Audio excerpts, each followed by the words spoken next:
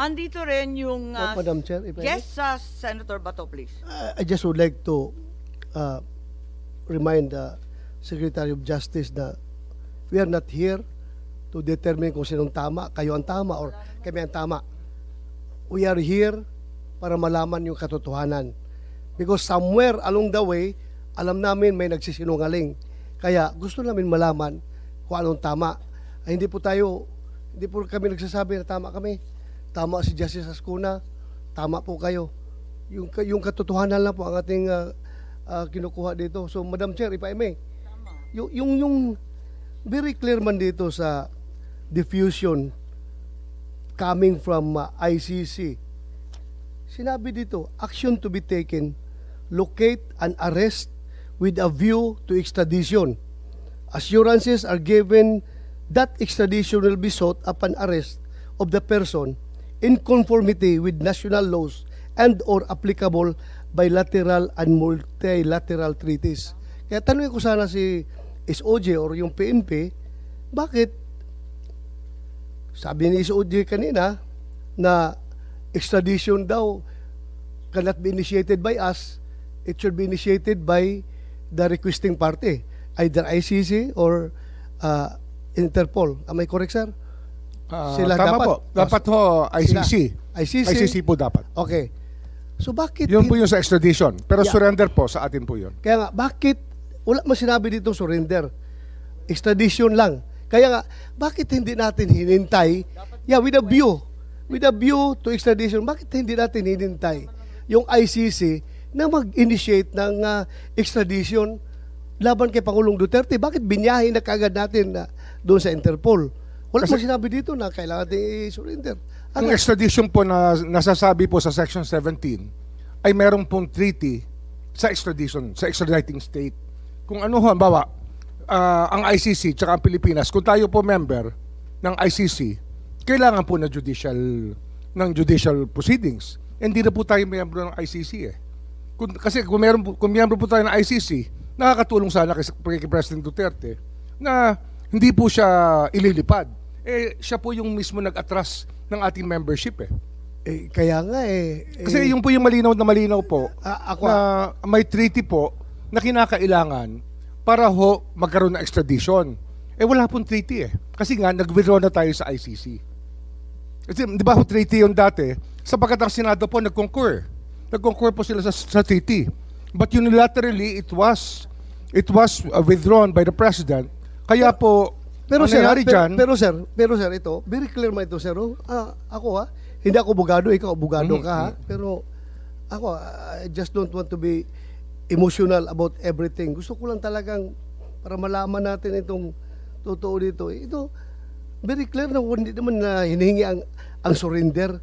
Ang hinihingi lang nila is extradition with a view to extradition. yung nga ho, So sana extradition will fail, sir.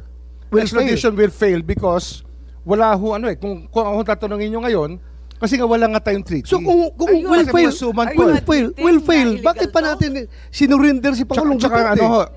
yung extradition po nakalagay sa batas, state party po ang isa pong tinitingnan natin. Bansa po ang sinasabi sa Section 17.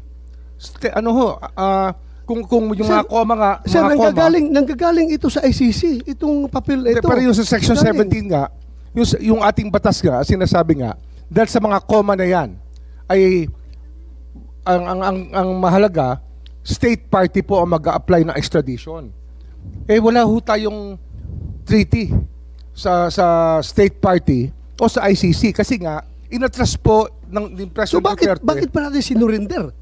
Bakit pa natin Kasi yun po yung sinurrender sinasabi ng Duterte? batas eh. May surrender. May Yun po yung surrender. sinasabi. Opo. Ayun, that's what the law says. The law may be harsh, but it is the law. Ay, nako. Very clear man ito, sir. Extradition lang ang Yun lang pinakuha. naman, Bakit tayo pinilit na isurrender? Hindi man lang Extradition naghintay ang for a hinihingi ng request. ICC. Kung di ho tayo umatras sa ICC, kung di ho inatras ni President Duterte yung ating membership sa ICC, talagang extradition po lalabas So kung dyan. umatras na tayo sa ICC, bakit pa kailangan Nawala pa ho natin, yung treaty natin. Kailangan pa natin isurrender. Nawala ho Bakit yung agreement natin, sir. sir, kaya nga sir, bakit pa natin sinurrender? Kasi wala naman tayo. To start with, wala na tayong room statute na Yun po yung option. pagbabasihan dahil wala na tayong hindi na tayo membro. Bakit pa natin sinurrender? Mr. What's the Senator, purpose? Mr. Senator, yun po yung option na binibigay ng batas sa authorities sa amin po, sa amin pong departamento at sa ating pong executive department. Malinaw po yun. Ang surrender po ay isang option na pwedeng gawin. Pero hindi yun ang hiningi ng Interpol. Maliwanag yun, hindi po ba? Hindi kasi- Dahil hindi nandyan sa binabasa natin, doon sa diffusion order, with a view to extradition, di ba? At yun lang. Hindi pa nga dumating yung request, wala pa rin yung assurance that extradition will be sought. Hindi nga ho All maaaring that, ano eh. was indicated was with a view to extradition. Hindi So, yung under ang extradition sapagkat hindi nga tayo, Dinagdagan na ninyo wala na lahat tayong ng treaty mga- with ICC eh. Nawala na nga yung ating membership. Kaya wala na hong extradition na route. Ang nangyari po, surrender route na lang po ang naiwan. Madam Chair. Kung hindi ho nag-withdraw si President Duterte, wala ho tayong naging problema. O kung wala na tayong treaty, locate and arrest with a view to extradition. Hindi mo magawa ang extradition dahil wala na tayong treaty, di ba? So hanggang arrest lang tayo. Bakit mo biniyahe? Pwede mo namang isurrender dito sa local courts natin. Ipakulong mo dito sa Pasay. So, ang maliwanag, Bakit mo pa sinurrender? Yun po yung yun ang best judgment namin. Yun po ang tingin namin Hindi, ina-admit na mabuti po tayo. sa ating bansa. Mabuti. Yun po yung aming paningin ang pinakamabuting gawin under the circumstances for our country. Yun po ang aming tingin, ang tama naming ginawa. para nakakabigla naman dahil sinasabi ninyo, wala na nga tayong ICC, di wala tayong obligasyon. Hindi, pero yung Dinagdagan na lang ninyo. ma'am, yung extradition kasi, pumapasok yan dahil membro tayo ng ICC. Dahil nawala tayo sa ICC, wala na tayong option sa extradition. Kasi tayo mismo nag-withdraw eh. Nawala tayong treaty natin. Kaya eh. sumugal tayo sa surrender. Kaya yun talaga yun ang naging Pero, best judgment namin. ang sugal na yon, hindi nagsasaad na may obligasyon ng Pilipinas. Walang obligasyon talaga. Hindi, ano ho ito eh. Ang obligasyon ito to the rest of humanity eh. Wala na nga ang Yun nga ho yun extradition. eh. Kasi Eh, di yung ano pa sinusunod po obligasyon? natin, yung ating international humanitarian law na 9851.